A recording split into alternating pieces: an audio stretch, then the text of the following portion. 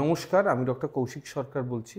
আজকে আমি long standing catheter এবং তার সাইড এফেক্টস নিয়ে কিছু কথা বলবো। অনেক প্রস্টেট গ্ল্যান্ডের পেশেন্ট থাকেন যাদের ওষুধ কাজ করছে না, ওষুধ খাওয়া সত্ত্বেও তারা সাধারণভাবে পেচ্ছাপ করতে অসমর্থ হন এবং তার ফলে তাদের ক্যাথিটার পরে থাকতে হয়। অনেক পেশেন্ট আছেন তারা বলেন যে আমরা ক্যাথিটার পরে থাকব। এখানে ক্যাথিটার পরে থাকাটা ডেফিনেটলি একটা টেম্পোরারি মেজার, এটা কিন্তু কখনো পার্মানেন্ট মেজার হতে পারে না। তারা বলেন যে আমরা এখন অপারেশন করব না, আমরা কিছুদিন পরে অপারেশন করব। তবে ক্যাথিটারাইজেশনের কিন্তু কিছু ডেফিনিট রিস্কস আছে যেটা লং টার্মেও খুব খারাপ ফল দেয়। অনেক পেশেন্ট আছে, সম্প্রতি আমার কাছেই একজন পেশেন্ট, আমার তার 75 বছর বয়স, তিনি এসেছিলেন এই বলে যে ডাক্তারবাবু আমি এখন অপারেশন করব না। সত্যি তিনি চলে গেলেন, 2 বছর পরে এলেন আমার কাছে অপারেশন করতে এবং এই 2 বছর উনি ক্যাথিটার পরেই থাকলেন, কিন্তু মাসে মাসে ক্যাথিটার বদলাচ্ছেন এবং থাকছেন, মাঝে মধ্যে ইনফেকশন হচ্ছে।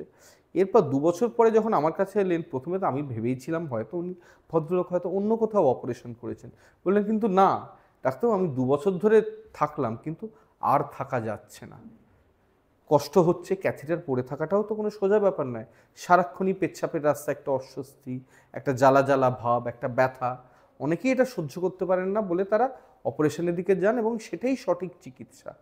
লং স্ট্যান্ডিং ক্যাথিটারাইজেশনের জন্য কিছু সাইড এফেক্টস হয়। 1 নম্বর হচ্ছে ইনফেকশন, ক্যাথিটার থাকাকালীনও ইনফেকশন। অপারেশনের সময় বা অপারেশনের পরে এই পেশেন্টদের কিন্তু পোস্ট অপারেটিভ ইনফেকশনের চান্স কিন্তু অন্য মানুষদের থেকে অনেক বেশি হয়, যে জন্য তাদের দামি চড়া অ্যান্টিবায়োটিক দিতে হয় এবং কস্ট অফ থেরাপি বা চিকিৎসার খরচ অনেকটাই বেড়ে যায় একটা স্ট্যান্ডার্ড প্রস্টেট অপারেশনের তুলনায়।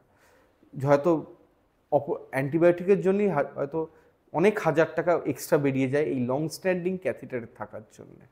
আরেকটা যেটা সমস্যা হয়, দেখুন আমাদের পেচ্ছাপের থলিটা একটা বেলুনের মতো। নর্মালি আমাদের কি হয়, বেলুনটা আস্তে আস্তে ফুলে ওঠে, যখন পেচ্ছাপ ভরে যায় আমরা পেচ্ছাপ করতে যাই এবং পেচ্ছাপটা হয়ে যায়। যারা অনেক দিন ধরে ক্যাথিটার যারা পড়ে আছেন তাদের যে সমস্যাটা হয়, এই পেচ্ছাপের থলিটা তো নর্মালি আর ভরছে না কখনো, ক্যাথিটার পড়ে আছেন এবং সেই ক্যাথিটারটা দিয়ে ইউরিন কন্টিনিউয়াসলি বেরিয়ে যাচ্ছে। তো তার ফলে যেটা হয়, পেচ্ছাপের থলিটা একদম শুকিয়ে ছোট হয়ে যায়, শ্রাঙ্কন বা স্মল ক্যাপাসিটি ব্লাডার হয়ে যায়। এর ফলে যেটা হয়, সার্জারি তো আমরা করে দিলাম, প্রস্টেট সার্জারিও করে দিলাম, কিন্তু তার ফলে যেটা হয়, পেচ্ছাপের থলির যে একটা নর্মাল যে হোল্ডিং ক্যাপাসিটি বা পেচ্ছাপ ধরে রাখার যে ক্ষমতা, সেটা অনেকটা কমে যায় এবং সেটা নর্মালি ফিরতে আবার অনেক সময় নেয়।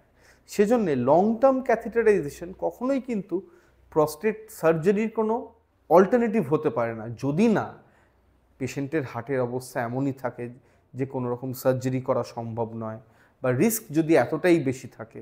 কিন্তু লং টার্মে যদি কারোর যদি প্রস্টেট গ্ল্যান্ডের জন্য এমন সমস্যা হয় যে ক্যাথিটার পড়তে হলো, অপারেশনই কিন্তু বেস্ট চিকিৎসা এটার জন্য।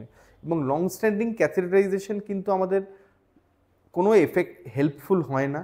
লং টার্মে যখন সার্জারি করতে হয়, যখন সার্জারির পরে কমপ্লিকেশনগুলোও বেশি হয়। সেই জন্যে ইউরিন আটকে গেলে যদি অপারেশন করতে হয়, তাড়াতাড়ি করিয়ে নেওয়াটাই সবথেকে ভালো চিকিৎসা। তাতে রেজাল্টসও ভালো হয়, ভবিষ্যতে হয়রানিটাও কম হয় আমাদের।